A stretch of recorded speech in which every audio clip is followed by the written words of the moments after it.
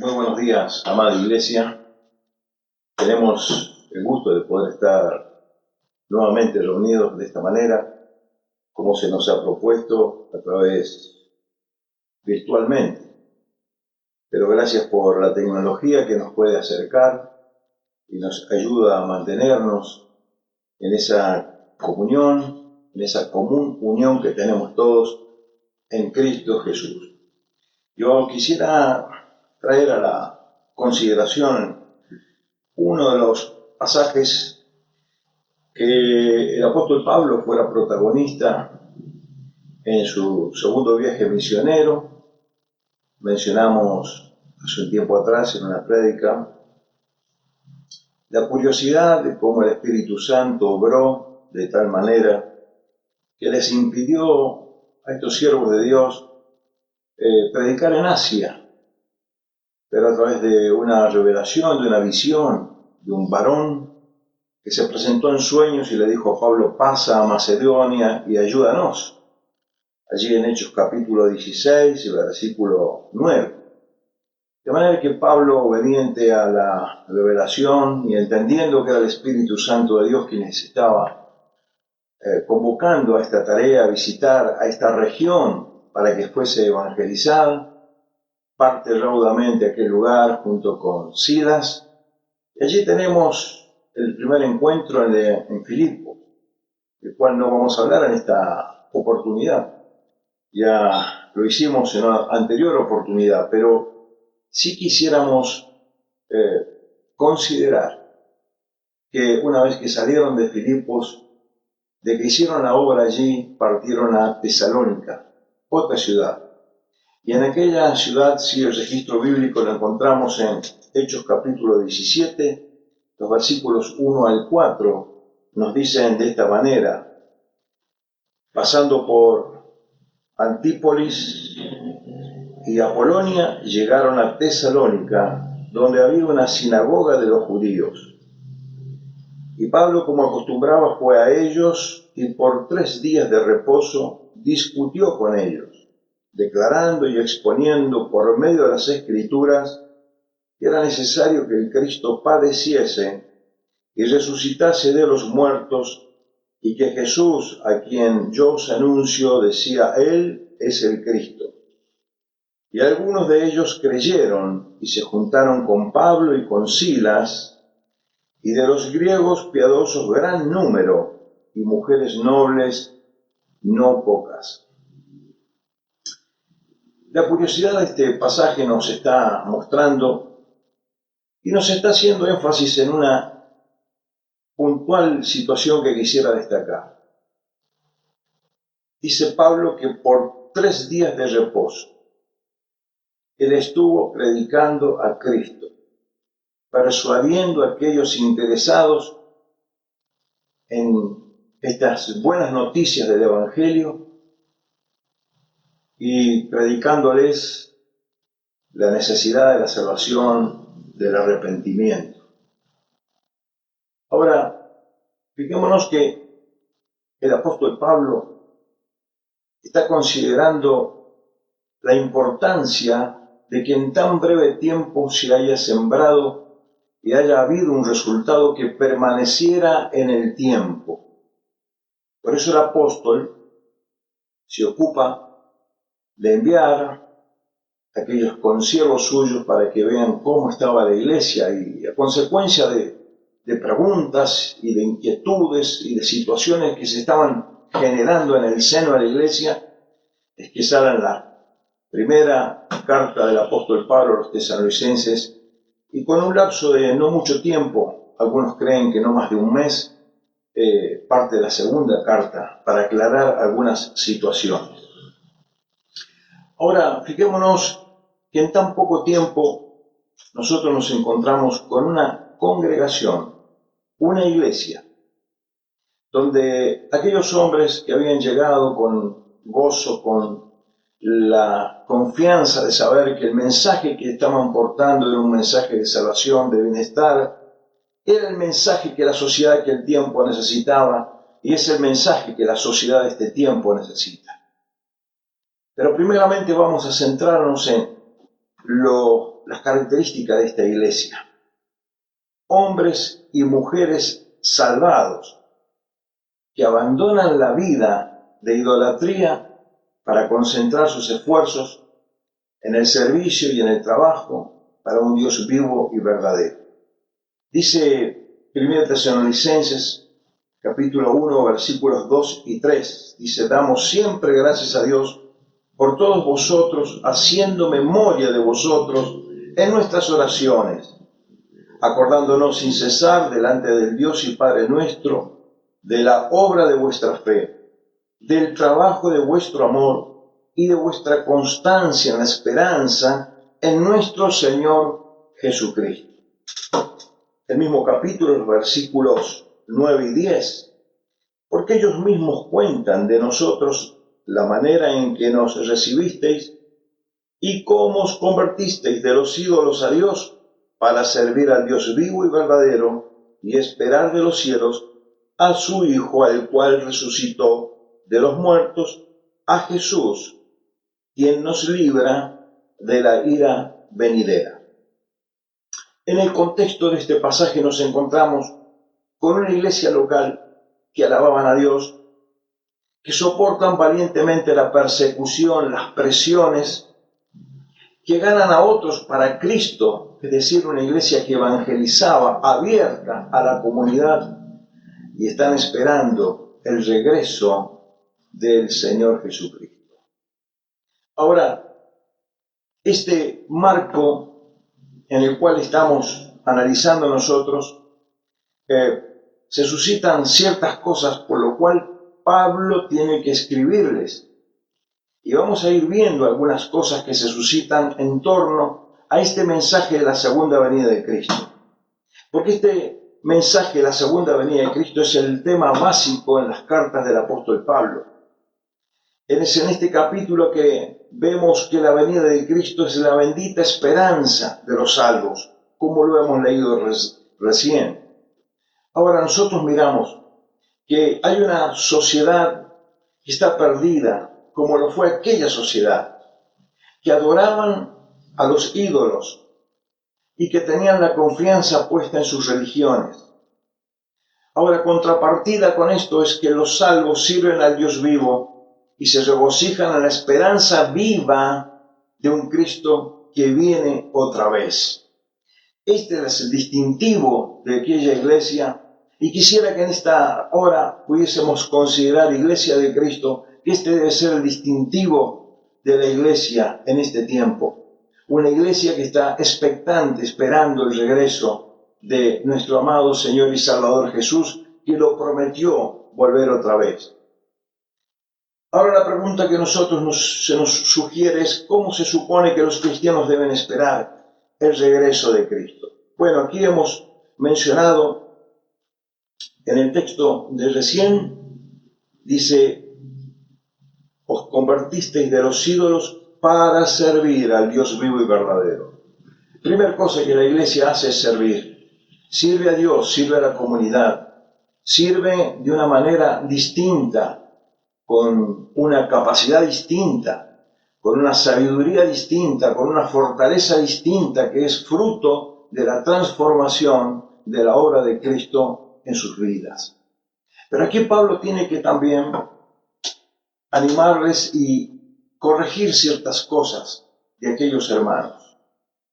Fruto de esta expectativa del pronto regreso de Cristo, y de hecho ellos se saludaban diciendo: Maranata, Cristo vuelve.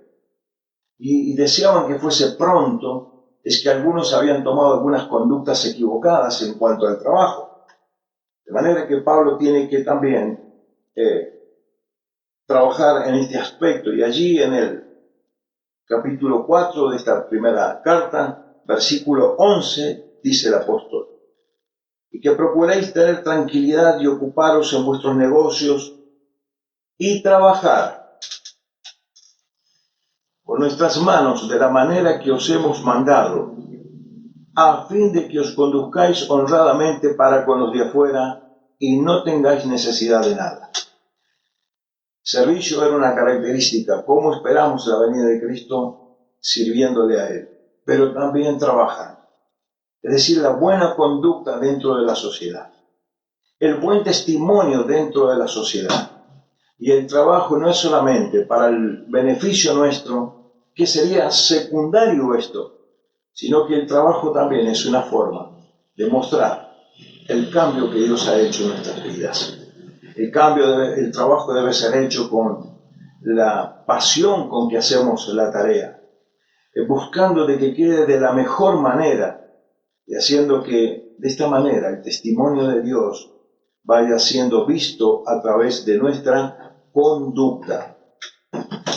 Ahora, tenemos que ver que la bendita esperanza de la venida de Cristo debe ser una doctrina, más que una doctrina en nuestro credo, debe ser una dinámica en nuestras vidas. Es lo que moviliza nuestras vidas, porque le estamos esperando a Él su pronto regreso. Es que queremos que nos encuentre haciendo las cosas como Dios quiere que las realicemos. Ahora, ¿cómo sabemos que Cristo vuelve otra vez? ¿Qué es lo que nos marca esto de que Cristo vuelve otra vez? Que trae una convicción tan grande en la iglesia y que fue la convicción de la iglesia primitiva. Miren, allí en Hechos de los Apóstoles está lleno de este tipo de mensajes, pero refiriéndonos al apóstol Pablo, él menciona en Hechos capítulo 17, es el segundo discurso. El primer discurso que menciona en el capítulo 13 de Hechos de los Apóstoles es hacia los judíos. Este segundo discurso está relacionado hacia el pueblo gentil, y hay un tercer discurso que es a la iglesia del Señor. Vamos a referirnos a este. Es Pablo allí en Atenas, luego de ver aquellos lugares donde había tanta consideración y se veneraban a tantas deidades. Termina diciendo el apóstol Pablo, pero Dios, versículo 30 del capítulo 17 de Hechos de los Apóstoles, pero Dios, habiendo pasado por alto los tiempos de esta ignorancia, ahora manda a todos los hombres en todo lugar que se arrepientan, por cuanto ha establecido Él, el juez, un día en el cual juzgará al mundo con justicia, por aquel varón a quien designó, dando fe a todos con haberle levantado de los muertos. Esta era la pasión por las cuales estos hombres predicaban a Cristo, porque sabían que Cristo estaba vivo.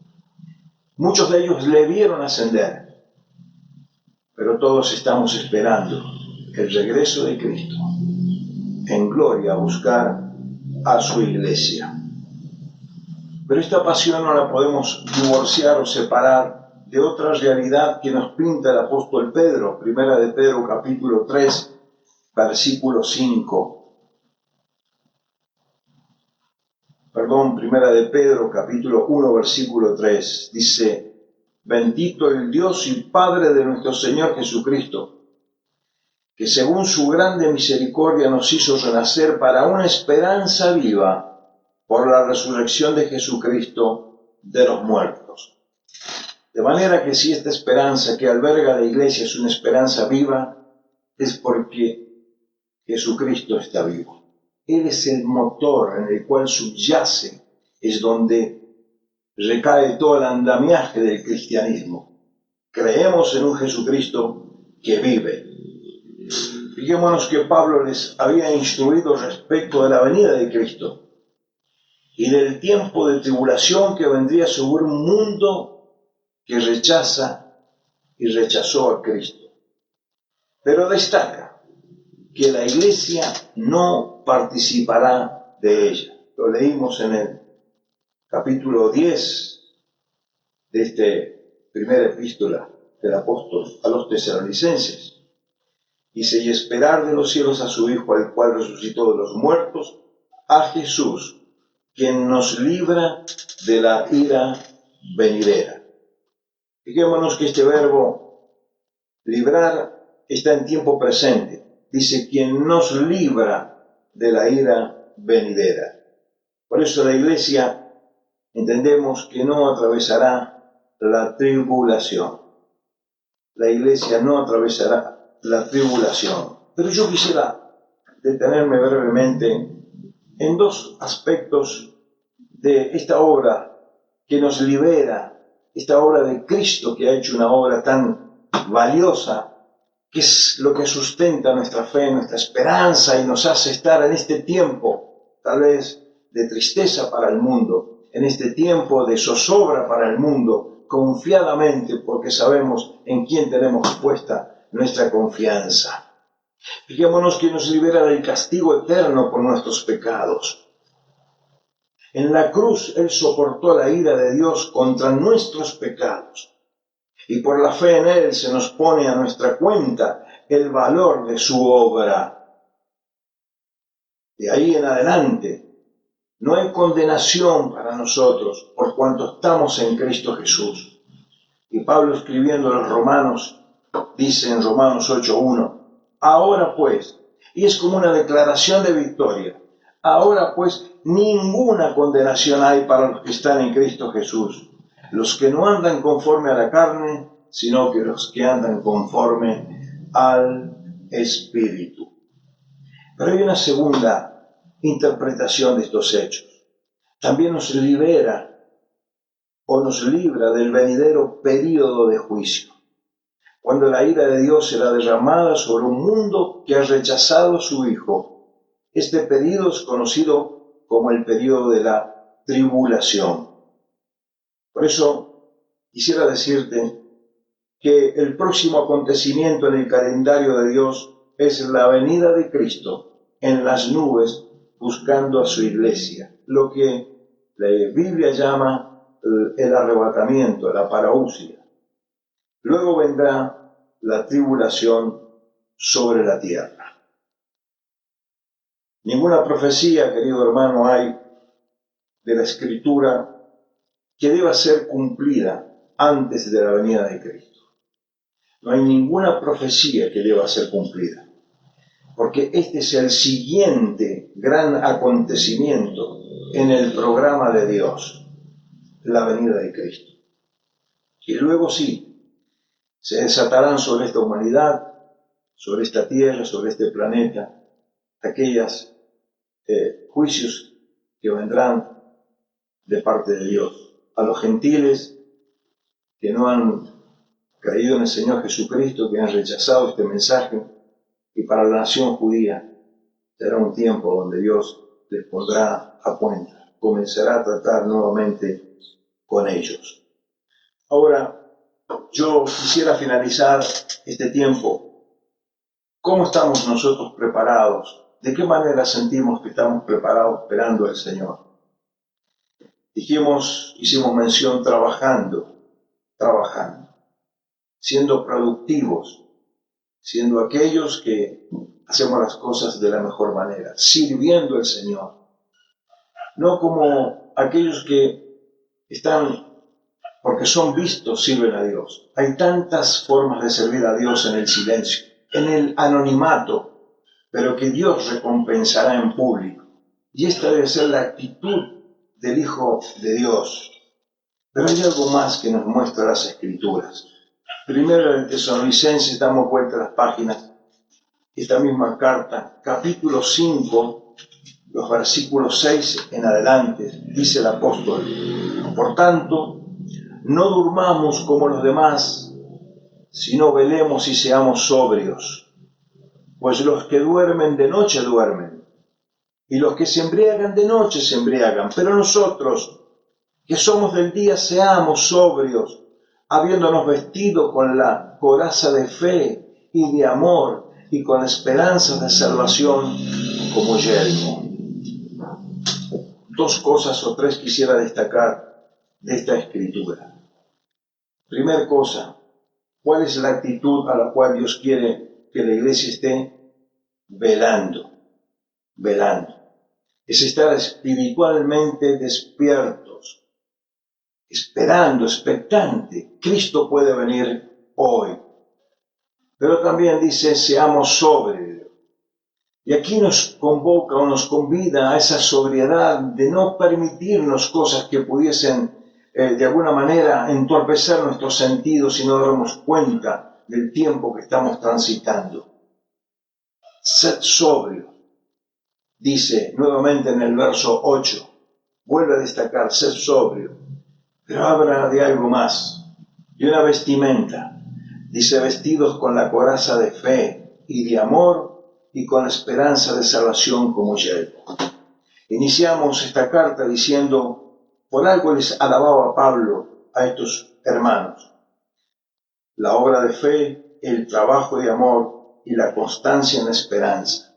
Y finaliza esta carta estimulándolos a que de esta misma manera terminen sus días en esta tierra, sirviendo a Dios de esta manera. Yo quisiera mencionar en otra versión este versículo 8. Dice, nosotros en cambio, por ser del día, permanezcamos despiertos, revistámonos de la fe y del amor como una coraza, y sea nuestro casco la esperanza de la salvación. La coraza es la que reviste la mayor parte del cuerpo, y Dios dice que esa parte que es la más, tal vez, vulnerable, dice que debe ser revestida de la fe y del amor. Pero la cabeza, protegida con el casco de la esperanza. Es que tal vez allí es donde más va a atacar al enemigo, es que tal vez allí en los pensamientos, es que tal vez allí en los temores y demás cosas. Por eso, la esperanza en la salvación. Decíamos la vez pasada, apaguemos el televisor y abramos la Biblia. Pero luego que hayamos escuchado la palabra de Dios que nos convoca, oremos a Dios. Miren, el último consejo que el apóstol da, dice en el versículo 11, por lo cual, animaos unos a otros y edificaos unos a otros, así como lo hacéis. Con estas palabras de ánimo. Pero luego también dice en el versículo 25 para finalizar, hermanos, orad por nosotros. Y la curiosidad termina el apóstol, la segunda carta a los tesalonicenses, y allí en el capítulo 3, versículo 1, finaliza diciendo, por lo demás, hermanos, orad por nosotros. Si hay algo más que quisiera decirles, orad por nosotros. Y da la razón, fundamenta por qué. Para que la palabra del Señor corra y sea glorificada, así como lo fue entre vosotros. Esta es la amplitud del Evangelio. Este es el deseo de un hombre de Dios. No beneficiarse personalmente, no es buscar el progreso de su vida particular, sino que es el bienestar en común, que es a lo cual vino el Señor Jesús. Él vino para que la humanidad le conozca, y está en nosotros el dar a conocer a este amado Señor y Salvador, Cristo Jesús, que pronto viene. Amada Iglesia, será hasta un próximo encuentro. Que Dios nos bendiga. Amén.